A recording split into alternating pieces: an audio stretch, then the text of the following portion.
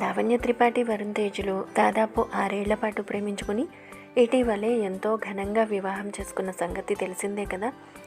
పెళ్ళయ్యాక మెగా ఫ్యామిలీకి చెందిన అన్ని ఫంక్షన్స్లోనూ ఎంతో సందడి చేస్తోంది లావణ్య.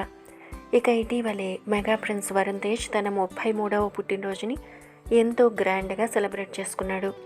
వరుణ్ తేజ్కి పెళ్లి తర్వాత వచ్చిన మొదటి పుట్టినరోజు కావడంతో ఆ రోజు తన జీవితంలో ఎంతో స్పెషల్గా గుర్తుండిపోవాలని వరుణ్ తేజ్ లావణ్య త్రిపాఠిల కోసం ఒక సర్ప్రైజ్ స్పెషల్ ట్రిప్ని ప్లాన్ చేశాడట నాగబాబు.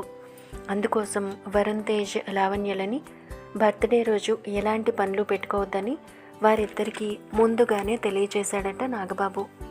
అందుకు లావణ్య, వరుణ్ తేజ్లు ఇద్దరు కూడా సరేనని చెప్పారట. అయితే లావణ్య మాత్రం వరుణ్ తేజ్ పుట్టినరోజు నాడే తాను ప్రస్తుతం చేస్తున్న మిస్ పర్ఫెక్ట్ అనే వెబ్ సిరీస్కి డబ్బింగ్ చెప్పడానికి స్టూడియోకి వెళ్ళిపోయిందట.